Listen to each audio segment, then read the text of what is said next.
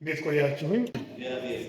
ጌታ የተመሰገነ ይሁን። ለእግዚአብሔር ቃል ክብር የምትችሉ ቆማችሁ ከኔ ጋር ፊልጵስዩስ መልእክት ምዕራፍ 1 ከቁጥር 27 ጀምሮ እስከ 30 ያለውን ፊልጵስዩስ መልእክት ምዕራፍ 1 ከቁጥር 27 እስከ 30 ከአዲሱ መደበኛ ትርጉም ነው የማነበው። እንደዚህ ይላል።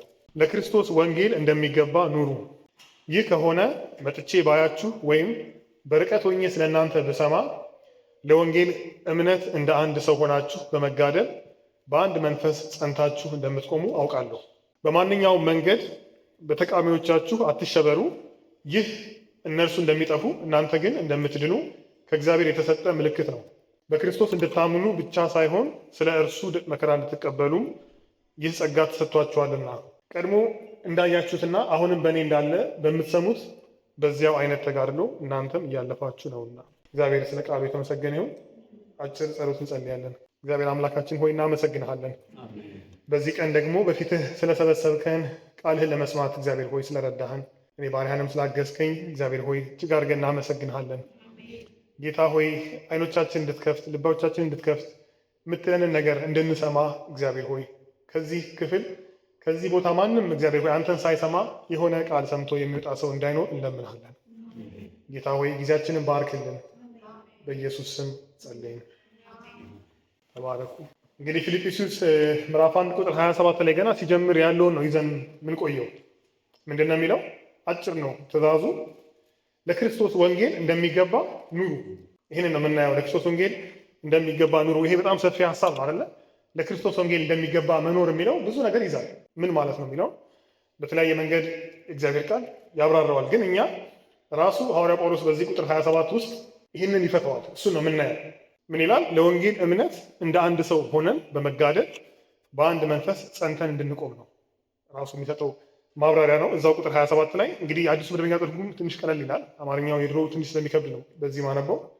ስለዚህ ትእዛዙ ምንድን ነው? ለወንጌል እንደሚገባ መኖር ምን ማለት ነው? እዛው ቁጥር 27 ላይ ለወንጌል እምነት እንደ አንድ ሰው ሆነን በመጋደል በአንድ መንፈስ ጸንተን መቆም ማለት ነው።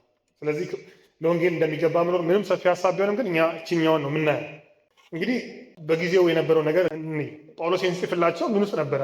ከምን አይነት ሁኔታ ውስጥ ሆኖ የሚጽፍላቸው? የተጻፈላቸው ሰዎች ምን አይነት ሁኔታ ውስጥ ነበሩ? ከቁጥር 12 ጀምሮ እስከ 21 ድረስ ያለው እንዳለ የሚናገረው ሐዋርያው ጳውሎስ በመከራ ውስጥ ሆኖ በእስራት ውስጥ ሆኖ ወንጌልን እያሰፋ እንደሆነ ነው የሚናገረው። የራሱን ተጋድሎ በወንጌል ስራ ውስጥ የራሱን አሻራ ነው የሚነግራቸው። ያ ደግሞ ከምን ጋር የተያዘ ነው? ከእስራቱ ጋር የተያዘ ነው። ያ ብቻ አይደለም። ቁጥር 28 ላይ የሚጽፍላቸው ሰዎች ራሳቸው በመከራ ውስጥ ነው ያሉት። ብዙ ተቃውሞ አለባቸው። በተቃዋሚዎቻቸው አትደንግጡ ይላቸዋል። ስለዚህ ከዓለም የሆኑ ሰዎች አታክ ያደርጓቸዋል፣ ወይ በንግግር ወይ በድርጊት ብቻ። ልክ እንደ ሐዋርያው እነሱም ያሉበት ሁኔታ ተመሳሳይ ነው። እነሱም በመከራ ውስጥ እያለፉ ነው። ግን የእሱን መከራ ሲናገር ጳውሎስ ምን አለ? ለምሳሌ እዛው ምዕራፍ 1 ላይ ቁጥር 12 እና 13 እናንብበው። ነገር ግን ወንድሞች ሆይ ይህ የደረሰብኝ በእውነት ወንጌልን ለማስፋት እንደሆነ ታውቁ ዘንድ እወዳለሁ። ስለዚህም እስራቴ ስለ ክርስቶስ እንዲሆን በንጉሥ ዘበኞች ሁሉና በሌሎች ሁሉ ዘንድ ተገልጧል ይላል። እስራቴ ምንድን ነው? ወንጌልን ለማስፋት።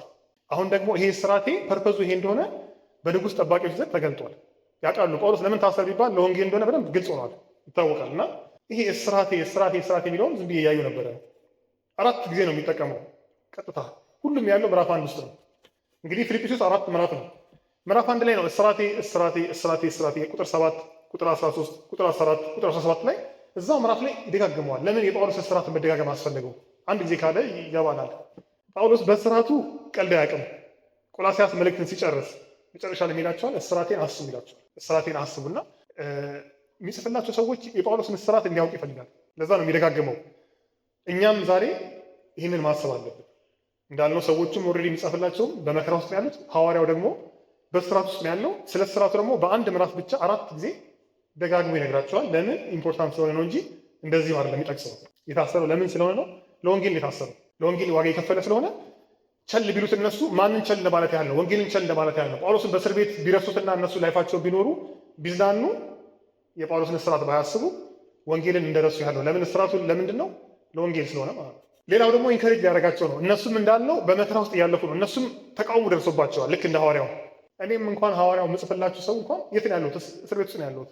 ታስሬ ነው የምጽፍላችሁ እያላቸው። ስለዚህ አብረን ነን፣ አንድ ላይ ነን። ዛሬ የምናየው ሀሳብ ነው፣ አንድነትን ነው። አንድ ላይ ነን፣ አብረን ነን። ብቻችሁን አይደላችሁም። ኢንከሬጅ ያደርጋቸዋል። እንደውም ምን ይላል ቁጥር 30 ላይ በእኔ ያያችሁት አሁንም በእኔ እንዳለ የምትሰሙት ያው መጋደል ደርሶባችኋልና። ዊ አር ቱጌዘር ነው፣ አንድ ላይ ነን። እኔም ታስሬያለሁ፣ እናንተ መከራ ውስጥ ያላችሁት አንድ ላይ ነን ይላል እና ይሄ መከራ አንድ አደረጋቸው። ሐዋርያው ጳውሎስንና የሚጽፍላቸውን ሰዎች መከራው አንድ አድርጓቸዋል። እንደውም በዛ ውስጥ ተበረታቱ። ቁጥር 17 ላይ እንደውም ምን ይላል? በጌታ ካሉት ወንድሞች የሚበዙት ስለ እስራቴ ታምነው የእግዚአብሔርን ቃል እንዲነግሩ ያለ ፍርሃት ከፊት ይልቅ ይደፍራሉ። እንደውም የጳውሎስ መታሰር ምን አድርጎላቸዋል? አንዳንድ ክርስቲያን ኮንፊደንስ ሆናቸዋል። ወንጌል እንዲመሰክሩ የበለጠ ኢንከሬጅመንት ሆናቸዋል። ስለዚህ የሚነግራቸው ስለ እስራቱ ለምንድን ነው? ኢንከሬጅ ያደርጋቸዋል፣ እነሱም በዛው መከራ ውስጥ ስላሉ። ሁለተኛው እንግዲህ አሁን ያይን ያለነው ኮንቴክስቱን ነው። ጳውሎስ ይህንን ለክርስቶስ ወንጌል እንደሚገባ ኑሩ ሲል ይህንን ያለበትን የዛን አውድ ነው የምናየው። ከስራቱ ሌላ ስለ ወንጌል ይናገራል በተደጋጋሚ። በተለይ እዚህ ምዕራፍ ላይ ይሄ ምዕራፍ በጣም የሚደንቅ ነው። 6 ጊዜ ወንጌል ወንጌል ወንጌል ይላል። ከዛ በኋላ 3 ምዕራፍ ላይ 3 የሚጠቅሰው ወንጌልን፣ ምዕራፍ 1 ላይ ግን 6 ጊዜ ስለ ወንጌል ይናገራል። ደግሞ ስለ ወንጌል በተናገረበት ጊዜ ደግሞ ከስራቱ ጋር እያያዘ ነው የሚናገረው። ወንጌልን ከስራቱ ጋር ለምንድን ነው የሚደጋግመው? ማዕከላዊ ስለሆነ ነው። እንደውም ከስራቱ በላይ ወንጌል ማዕከላዊ ስለሆነ 6 ጊዜ ስለ ወንጌል ይናገራል። ለጳውሎስ የአገልግሎቱም የስራቱም የሁሉ ነገሩ መሰረት ወንጌል ነው። የእኛም እንደዛ ሊሆን ይገባል። ስለዚህ የወንጌልን ማዕከላዊነት ለማሳየት በተደጋጋሚ ስለ ወንጌል ነግራቸዋል። ያ ደግሞ ከስራቱ ጋር የተያያዘ ነው። እንግዲህ ምን አልን? አሁን እነዚህ ቅዱሳን ሌላ ቦታ ሆነው እንግዲህ በአካል እነሱ ያሉበት ሌላ ነው። ጳውሎስ የታሰረው አይታወቅም። ሮምን ይላሉ፣ ኤፌሶን ይላሉ። ከሁለቱ አንዱ ነው የሚሆነው። ግን ጳውሎስ በታሰረበት ቦታ ሆነው እነሱም ደግሞ በፊልጵስዩስ ባሉበት ቦታ ሆነው አንድ አድርጓቸዋል። ምን መከራ ከጳውሎስ ጋር ብቻ አይደለም ከክርስቶስ ጋርም አንድ ሆነዋል በመከራ። ስለዚህ ለጌታ ስም ለወንጌል በሚከፍሉት መከራ እነዚህ ሁለት ሰዎች አንድ ሆነዋል። እንግዲህ እኛ እንደዚህ አይነት መከራ እየደረሰብን ላይሆን ይችላል። አሁን ያለንበት ሁኔታ ብዙም ፐርሲኩሽን የለም፣ ብዙ ኦፖዚሽን የለም፣ እንደዚህ ተቃውሞ የለም። ግን የእውነት ጌታን የምር ለያዘን ሰዎች መቀደስ ለምንፈልግ፣ ማደግ ለምንፈልግ፣ ወንጌል ለመስራት ለምንፈልግ ሰዎች መቼስ ዓለም ወደኋላ እንደማትል ግልጽ ነው። በጥቂቱም ቢሆን ተቃውሞ አለ፣ በጥቂቱም ቢሆን አለመቀበል አለ። ስለዚህ ዲፍረንት ሲቹዌሽን ነው የኛ ብለን ምንተው አይደለም፣ ለእኛም የሚመለከት ነው ማለት ነው። እንግዲህ ስለ መከራ ስንናገር ጳውሎስ ሁል ጊዜ የሚያነሳው ነገር አለ። አንዴ እንደውም ምን ይላል? እኔ ዛሬ የምከፍለው ዋጋ ለእግዚአብሔር ቃል የምከፍለው ዋጋ በክርስቶስ መከራ ላይ እንደመጨመር ነው የጎደለው ይላል። ቆላስይስ ምዕራፍ 1 ላይ በክርስቶስ መከራ የጎደለውን እጨምራለሁ እኔ ይላል እና የእሱን መከራ ከክርስቶስ መከራ ጋር የሚያያይዘው ያ ብቻ አይደለም፣ የእሱ ሞት በእኛ ህይወት ይሰራል፣ ሞቱን ተሸክመን እንዞራለን ይላል ሁለተኛ ቆሮንቶስ ላይ። ስለዚህ ሐዋርያቶቹም መከራቸው የክርስቶስ መከራ ነበረ፣ የቅዱሳንን መከራ የክርስቶስ መከራ ነው። ስለ ክርስቶስ መስቀል ዛሬ በደንብ እናወራለን። ለምንድን ነው? የክርስቶስ አዳኝነቱ፣ የክርስቶስ ፍቅሩ፣ የክርስቶስ ምህረቱ፣ የክርስቶስ ክብሩ ሁሉም ሰው የሚቀበለው ነው። ብዙም አያስቸግርም፣ ደስ ይላል። መስቀሉ ነው ልዩነት የሚፈጥረው።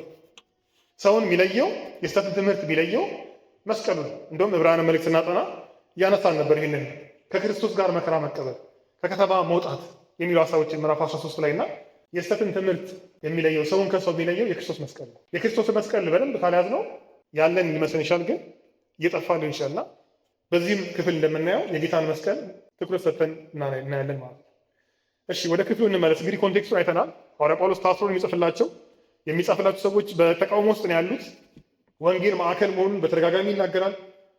ደግሞም ከስራቱ ጋር አያይዞ የሚያስቀምጠው ጳውሎስና ደግሞ እነዚህ የሚጻፍላቸው ሰዎች አንድ ሆነው አይተናል። ትእዛዙ ቀላል ነው። ቁጥር 27 ምንድን ነው የሚለው? ለወንጌል እንደሚገባ ኑሩ፣ ለወንጌል እንደሚገባ መኖር ነው። እንግሊዝኛ መጽሐፍ ቅዱስ ያላችሁ ሰዎች ኦንሊ የሚል ይጨምርበታል። ኦንሊ አማርኛው የድሮም እትም ላይ አዲሱም ላይ የለም፣ በግሪክም አለ። ኦንሊ ምን ማለት ነው? ብቻ። እሱን ጨምረን ከተረጎምነው ምንድን ነው የሚሆነው? ብቻ ለክርስቶስ ወንጌል እንደሚገባ ኑሩ። እንደዛ ብሎ የሚጀምረው ብቻ ለክርስቶስ ወንጌል እንደሚገባ ኑሩ እና ኦንሊ ስንል ምን ማለት ነው? እኛ ራሱ እናወራ ኦንሊ በቃ ይሄን ብቻ አድርግ፣ ይሄን ብቻ ስንል ይሄ ኢምፖርታንት ነው፣ ሌላውን ተወው፣ ይሄን ብቻ ላይ ፎከስ አድርግ። እንደዛ ብሎ የጀመረው ጳውሎስ ብቻ ለክርስቶስ ወንጌል እንደሚገባ ነው። ዚስ ኢዝ ኢምፖርታንት። የማ ወንጌል ነው? የክርስቶስ ወንጌል። ወንጌል ምን ማለት ነው? እንግዲህ በጣም የሚደጋገሙ ቃላቶች ናቸው፣ ብዙ ጊዜ የምንለምዳቸው እና ብዙ ማናቃቸውም። እንደው የሚገርመው ወንጌል ማለት አናውንስመንት ነው፣ ዜና ነው። በተለይ በዛ በሮም ዘመን ላሉ ሰዎች ወንጌል የሚናገረው ንጉሱ ሲያሸንፍ ነው። ንጉሱ ጦርነት ተዋግቶ ሲመጣ መልእክተኛ እየሮጠ ይመጣና ወደ ከተማው ንጉስ እንትና ድል አድርገዋል፣ ተሸንፈዋል፣ ድል አግኝተናል ብሎ ወንጌል ይናገራል ለከተማው። ከተማው ያኔ ሰለብሬት ያደርጋል። ከዛ ንጉሱ ሲመለስ በር ከፍቶ ይቀበሉታል። ለምን? ተዋግቶ አሸንፏል። የምስራች ቪክትሪ ነው እና ብዙ ጊዜ ወንጌል የሚገናኘው ከምስራች ስፔሻሊ ደግሞ ከጦርነት ድል ጋር ነው የሚያያዘው። እንግዲህ የሮም ዜና አለ፣ የሮም መልካም ዜና አለ። ምንድን ነው? ቄሳር ሲያሸንፍ የሮም መልካም ዜና ነው። ዳትስ ጎስፔል። ይሄ ግን ለክርስቶስ ወንጌል እንደሚገባ ነው። ለምን ዝም ብሎ ወንጌል ካላቸው ብዙ ነገር ሊያስቡ ይችላሉ። ኦኬ ሜቢ ጁሊየስ ቄሳር ያሸነፈው ወንጌል ነው። የትኛው ወንጌል ነው? ለእኛ ጊዜ ብዙ ግራ ላጋባ ይችላል። በእነሱ ጊዜ ግን የሚጠቀሙት ቃል አንድ አይነት ነው። ስለዚህ ለክርስቶስ ወንጌል እንደሚገባ ነው ይላል። ዛሬ ብዙ የምስራች አለ አይደለ? እኛ ጋም ብዙ አይነት ድል እንሰማለን። ግን የክርስቶስ ወንጌል የትኛው ነው? ለእሱ ብቻ ነው እንድንኖር የተጠራ ነው። ለክርስቶስ ወንጌል ብቻ እንደሚገባ ነው። እንግዲህ ምን ማለት ነው የሚለውን ከማየታችን በፊት መኖር የምትለዋን ቃል ለመሆን እንግዲህ እያንዳንዱን ቃል እያብራራ ነው። ለምን? አስፈላጊ ስለሆነ ነው። መኖር ምንም የሚብራራ አይመስልም። መኖር ነው፣ ኑሮ ነው የሚያሳየው። ግን መኖር የሚለው ቃል ከዜግነት ጋር እያያዛል። ለምሳሌ መኖር ለሚለው ቃል ብዙ ግሪክ መጠቀም ይችላል ጳውሎስ። የተለያዩ ቃላቶች አሉ መኖርን ለማሳየት፣ ጀስት ላይፍን ለማሳየት። እዚህ ጋር የሚጠቀመው ግን የዜጋን ኑሮ ነው። ምን ማለት ነው? ልክ አንድ ዜጋ ከተማው ሲኖር የሚጠበቅበት ነገር አለ አይደል? እሱን ሲያደርግ ጥሩ ዜጋ የሚባልበት በእንደዚህ አይነት መንገድ ኑሩ ነው የሚላቸው። ልክ እንደ አንድ ዜጋ ኃላፊነታችሁን ተወጡ። እንግዲህ ለክርስቶስ ወንጌል እንደሚገባ ኑሩ ሲል እቺ መኖር ምን አይነት መኖር ናት? ልክ በእግዚአብሔር መንግስት ውስጥ እንደ ኃላፊነቱን እንደሚጠብቅ እንደተገባ እንደሚኖር እንደ አንድ ዜጋ መኖር ነው የሚያሳየው። ስለዚህ እንዲያደርገን እናስቀምጠው።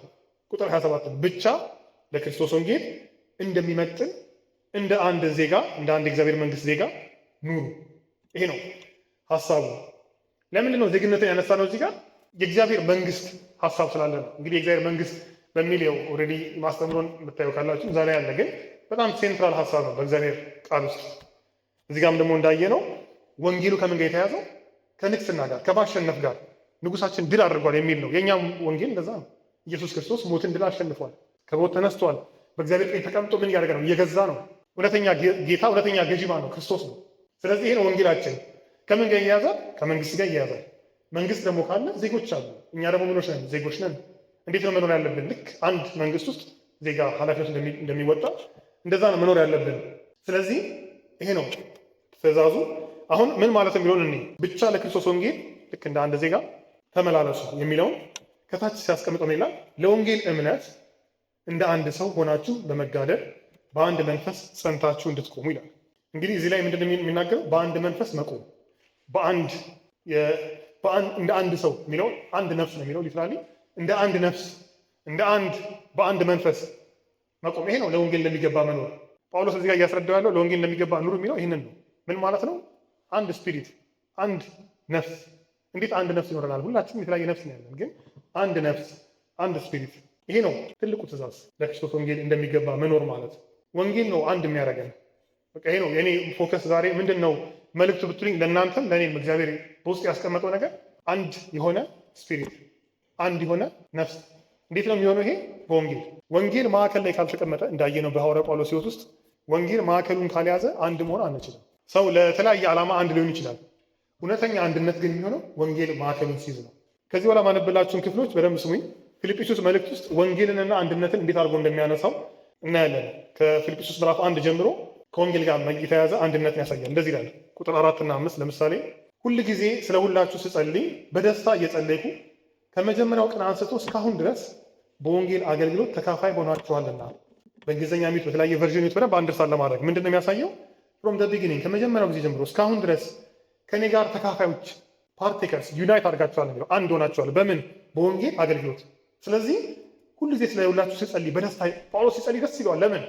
ፍሮም ዘ ቢጊኒንግ ከሰበከላችሁ ጊዜ አንስቶ እስካሁን ድረስ ከጳውሎስ ጋር በወንጌል አንድ ሆነዋል። በምን? በወንጌል።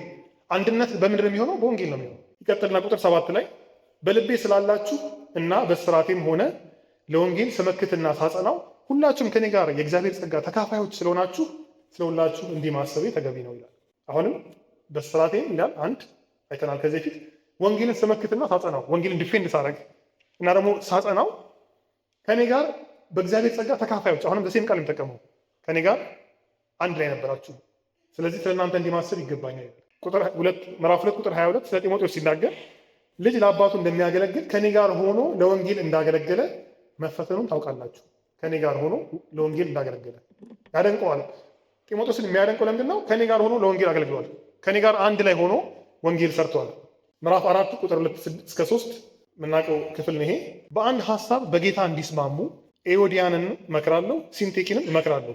አንተም ደግሞ ይላል የቸርቹን ፓስተር ነው። አንተም ደግሞ በስራዬ አብረህ ተጠመድክ እውነተኛ ሆይ እንድታግዛቸው ለምንሃለሁ። ሁለት ሴቶች ተጣልተዋል ቸርች ውስጥ፣ እንድታግዛቸው ለምንሃለሁ።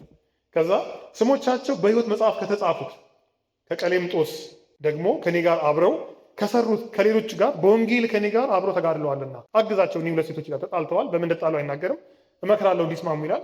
ፓስተሩን ደግሞ አግዛቸው። ለምን? ከኔ ጋርና ከቀሌምጦስ የሚባል ከሆነ ሰው ጋር በወንጌል ስራ በጣም ተጋድለዋል፣ አብረው ተጋድለዋል። ቬሪ ኢምፖርታንት ለጳውሎስ። ከኔ ጋርና ከቀሌምጦስ ጋር ስማቸው በሕይወት መዝገብ ከተጻፉ ይላቸዋል። የወንጌል የሰሩትን ሰዎች ማለት ነው። ከእነሱ ጋር አብረው በወንጌል ስራ አብረው ተጋድለዋልና አግዛቸው። ስለዚህ ቫልዩ ያደርገዋል ጳውሎስ። ከኔ ጋር በወንጌል አብሮ የተጋደለ ሰው ማለት አንደኛ ስሙ በሕይወት መዝገብ የተጻፈ ነው። ስለዚህ ትልቅ ቦታ እንዳለው ነው ያለ የወንጌልን ማዕከላዊነት። ወንጌል ማዕከል ሲሆን ምን ይሆናል ብለናል? አንድነት። አንድነታችን የሚጠበቀው ወንጌሉ ማዕከል ሲሆን ነው። እዚህ ጋር እንደምናየው ምዕራፍ 4 ቁጥር 14 እና 15 እዛው የመጨረሻ ክፍል ነው። ሆኖም በመከራዬ ከኔ ጋር ስለተካፈላችሁ ይላል። በመከራዬ አንድ ይህን አይተናል ኦልሬዲ። በመከራዬ ከኔ ጋር ስለተካፈላችሁ መልካም አደረጋችሁ ይላቸው እና የፊልጵስዩስ ሰዎች ሆይ ወንጌል በመጀመሪያ ሲሰበክ ከመቄዶንያ በወጣሁ ጊዜ ከእናንተ በቀር ሌላ ቤተክርስቲያን በመስጠትና በመቀበል ስሌት ከኔ ጋር እንዳልተካፈለች። አሁንም ሴም ቃል የሚጠቀሙ እናንተ ታውቃላችሁ። ወንጌል ሲሰብክ ከመጀመሪያ ጀምሮ ተካፍላችኋል፣ ፓርቲክ አድርጋችኋል። በመከራዬም ደግሞ ከኔ ጋር ተካፍላችኋል ይላል። በቃ ሁለቱ በጣም ኢምፖርታንት ናቸው። በመከራዬ በእኔ መከራ አብራችሁ አንድ ላይ ናችሁ። በወንጌል ሰራም ደግሞ ተካፍላችኋል በመስጠት። እንግዲህ ስንት ጊዜ የጠቀሰው እንዳየነው ከምዕራፍ 1 ጀምሮ ከፊልጵስዩስ ሳንወጣ ራሱ አንድነትን አብሮ መካፈልንና ወንጌልን መከራን ደግሞ አብሮ መካፈልን አይተናል። ከሐዋርያው ጳውሎስ ጋር በመከራቸው ተካፍለዋል፣ ደግሞ በወንጌልም ስራ አብሮ ተካፍለዋል። ስለዚህ ምን ሆነዋል? አንድ ሆነዋል። መዳናቸው ደግሞ የተረጋገጠ ነው። እንግዲህ እነዚህ ሁለት ሴቶች ሲንቴቂና ኤዎዲያንን አይተናል። ከላይ በወንጌል አብሮ ሲተጉ ነበር። የሆነ ሰዓት ላይ እንግዲህ አናውቅም ተለያይተው እርስ በርስ መጣላት ጀመሩ። ስለዚህ ጳውሎስ የድሮን እያሰበ እንዲስማሙ ይመክራቸዋል። እንግዲህ የእኛ ተልእኮ ምንድነው ማለት ነው? በወንጌል ስራ አብረን እንድንጋደል ነው እንጂ እንዳየነው ምዕራፍ 1 ቁጥር 27 ላይ የራሳችን ሀሳብ ከመጣ ለምሳሌ የራሳችን ኢንትረስት ከመጣ መጣላታችን አይቀርም፣ መገዳችን አይቀርም። ምክንያቱም የኔ ፍላጎትና ለምሳሌ የማርያም ፍላጎት ይለያል፣ አንድ መሆን አይችልም። እኔና ማርያም ለምሳሌ አንድ የምንችለው መቼ ነው? ወንጌሉ ማዕከል ስናደርግ ግን አንድ ነው የምንሆነው። ላንሆን አንችልም። ሁለታችንም ጎላችን ወንጌል የሆነ ጊዜ ከዛ በኋላ ልንጣላ አንችልም። ስለዚህ እነዚህ ሴቶች ያሳዝኑ። ከጳውሎስ ጋር የሆነ ጊዜ ለወንጌል የተጋደሉ ሴቶች አሁን እርስ በርስ ያጣላቸው ምንድን ነው? ወንጌሉ ከማዕከል ስለራቀ ነው። ወንጌሉ ማዕከሉ ስለለቀቀ ነው። ድሮ ወንጌል ሲሰሩማ እንዴት ይጣላሉ? ወንጌል ነው ማዕከል ላይ ያለው፣ ጎላቸው ኦብጀክቲቫቸው እሱ ነው። ግን አሁን ጎስፕሉ መሆን ሲያቆም ግን ኦፍኮርስ እንጣላለን። ዲፍረንት ቪው ነው ያለን፣ ዲፍረንት ሀሳቦች ነው ያለን፣ የተለያየ ነፍሶች ነን። ግን ወንጌል ማዕከል ሲሆን አንድ ነፍስ አንድ መንፈስ መሆን እንችላለን። ይህ ነው ለወንጌል እንደሚገባ መኖር ማለት። ይህ ነው ለክርስቶስ ወንጌል ልክ እንደ ትክክለኛ ሲቲዝን ዜጋ መኖር ማለት ይሄ ነው። እንግዲህ ወደ እግዚአብሔር መንግስት እንዴት ገባ ነው? ምንድን ነው ያለው? ዜጎች ነን፣ የእግዚአብሔር መንግስት ዜጎች ነን ብለናል። የምስራች ተሰብኮልን የመጣ ነው። ኢየሱስ ድል አድርጓል፣ አሸንፏል፣ ኃጢአታችሁ ተከፍሎላቸዋል ተብለን ወደ እግዚአብሔር መንግስት ኢንቫይት አድርገን መጣ። በጸጋን የመጣ ነው፣ ምንም ሰርተን አይደለም። መጽሐፍ ቅዱስ ይህንን ክሊል ያስቀምጣል። የእግዚአብሔር ጸጋ ነው ጥሪው። በጸጋ ከገባን በኋላ ግን እዛ ከተማ ውስጥ ግን አኗኗር ዘዴ ያለው እንዳለው ሲቲዝን ከሆነ ኦኬ፣ በነፃ መጥተናል። ከነ ምናምናችን የመጣ ነው። እግዚአብሔር ተስተካክላችሁ ኑ አላለንም። ከነ ኃጢአታችን ከነ ምናምናችን ወደደን አስገባን ወደ ቤቱ። በእግዚአብሔር መንግስት ከገባን በኋላ ግን የሚጠበቀው የዜጋ ይሄ ደንብ አለ ብሎ እግዚአብሔር ነገረን። አሁን እንደምናየው የዜጋ ደንብ አንደኛው ምንድነው? አንድ እንድትሆኑ እፈልጋለሁ። በእግዚአብሔር መንግስት ውስጥ ሁለት መሆን አትችሉም። ለእግዚአብሔር ሲሪየስ ስለሆነ ይሄ ነው አንደኛው። ለዚህ ለተጠራንበት ወንጌል የሚገባ ህይወት፣ የዜጋ ህይወት ማለት ይሄ ነው። አንድ ሆኖ መኖር ነው። በእግዚአብሔር መንግስት ውስጥ ሁለት መሆን አንችልም። ሁለት ከሆነ ስለምንድን ነው? ወንጌሉ ማዕከል ስላልሆነ ነው። ስለዚህ ዛሬ እግዚአብሔር ቃል እንደሚመክረን አንድ ለመሆን መፍትሄው ምንድን ነው? ወንጌሉን ማዕከል ማድረግ። ከሐዋርያት ሥራ ምዕራፍ 4 አንድ ክፍል አንብላችሁ ቁጥር 32 ላይ እንደዚህ ይላል። የቀደሙት ክርስቲያኖች እንዴት ይኖሩ እንደነበረ ምዕራፍ 4 ቁጥር 32 ያመኑትም ህዝብ አንድ ልብ አንዲትም ነፍስ ነበሯቸው፣ ገንዘባቸው ሁሉ በአንድነት ነበረ እንጂ ካለው አንድ ነገር እንኳን የራሱ የሆነ ማንም አልተናገረም ይላል። አንዲት ነፍስ ነበራቸው የመጀመሪያዎቹ ክርስቲያኖች። ከዛ ይቀጥልና ፊልጵስዩስ ምዕራፍ 2 ላይ ኔክስት ዊክ እግዚአብሔር ቢፈቅድ የምናየው ሀሳብ ነው። ሲጀምር ያለውን ብቻ እኒ ምዕራፍ 2 ቁጥር 1 እና 2 ላይ እንደዚህ ነው። ከክርስቶስ ጋር ካላችሁ አንድነት የተነሳ የትኛውን መበረታታት፣ ከፍቅር የሆነ መጽናናት። እንግዲህ አንድ የሚለውን ከዚያ ላይ ቁጠሩ ምን ያህል ጊዜ አንድ እንደሚል። የመንፈስ ህብረት፣ ምህረትና ርኅራሄ ካላችሁ በአንድ ሀሳብ፣ በአንድ ፍቅር፣ በአንድ መንፈስ፣ በአንድ ዓላማ በመሆን ደስታዬን ፍጹም አድርጉልኝ። ጳውሎስ ጥያቄ ነው ለፊልጵስዩስ ሰዎች። ከክርስቶስ ጋር ካላችሁ አንድነት ደግሞ የትኛውም መበረታታት ኢንካሬጅመንትም ካላችሁ ውስጣችሁ ከፍቅር የሆነ መጽናናት ካለ የመንፈስ ህብረት፣ ምህረት፣ ርኅራሄ ካላችሁ ይልና ኦኬ ዘን አንድ ሀሳብ፣ አንድ ፍቅር፣ አንድ መንፈስ፣ አንድ ዓላማ በመሆን ደስታዬን ፈጽሙልኝ። ይሄ ነው ደስ የሚያሰኝ ሐዋርያው። ደስታ እንዴት ነው ፍጹም የሆነው? አንድ ከሆናችሁ። ስለዚህ እግዚአብሔር አይ ቲንክ ለእኛ የሚናገርን ሀሳብ ይሄ ነው ብዬ የማምነው እኔ። ተከፋፍለናል እያልኩ አይደለም፣ ያንን አላየሁም እኔ። በእርግጥ ግን አንድ ሆነን በእግዚአብሔር ቤት ለመኖር የእግዚአብሔር ዓላማ ለመፈጸም ጥሪው ይሄ ነው። ሰዎች እስከሆነን ድረስ የተለያየ ሀሳብ እንደሚኖረን ምንም ጥያቄ የለውም። ለእግዚአብሔር መንግስት እንደሚገባ መኖር ካስፈለገ፣ ለክርስቶስ ወንጌል እንደሚገባ መኖር ካስፈለገ ግን ወንጌሉ ማዕከል እናድርግ። ኦብጀክቲቫችን ሁላችንም ወደ ወንጌሉ እናድርግ። ኤቭሪቲንግ የምናደርገው ነገር በሙሉ ከወንጌሉ አንጻር እንዴት ነው ይሄ ለወንጌል አድቫንስ የሚያደርገው? ጳውሎስ እንዳለው እስራቴ እንኳን ለወንጌል አድቫንስመንት ነው የሆነው አይደል? ወንጌሉን ለመግፋት ነው የሆነው።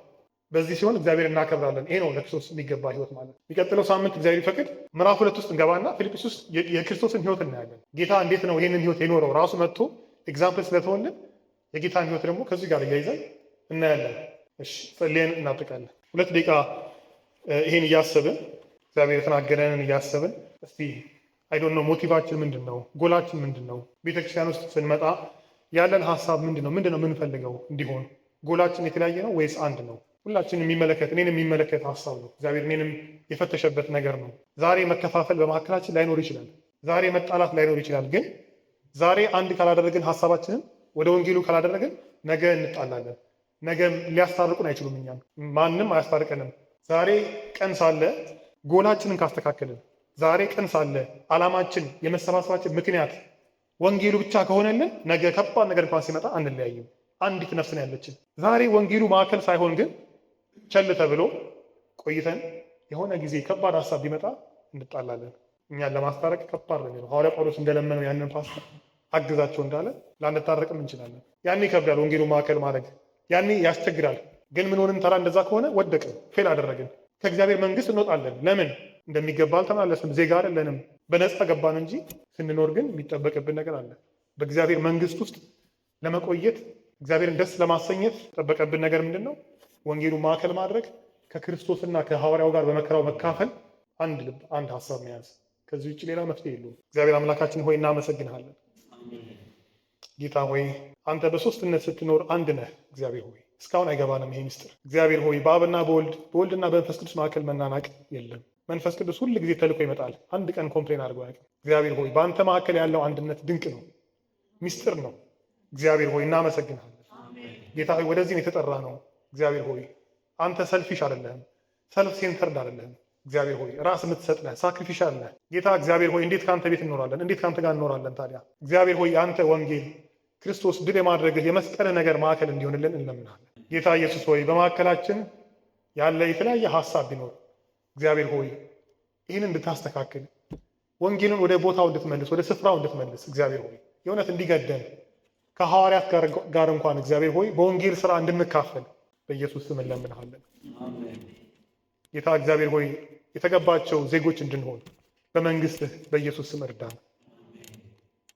እንደሚገባ እንድንኖር ጌታ ሆይ አንተ ክፉ ባሪያ ተብሎ ከመንግስትህ እንደወጣ የማንመጥን ለቤትህ ማንመጥን ለወንጌል ማንመጥን ማንገባ ሆነን እንዳንገኝ እግዚአብሔር አባት ሆይ ምሕረት እንድታደርግልን እንለምንሃለን።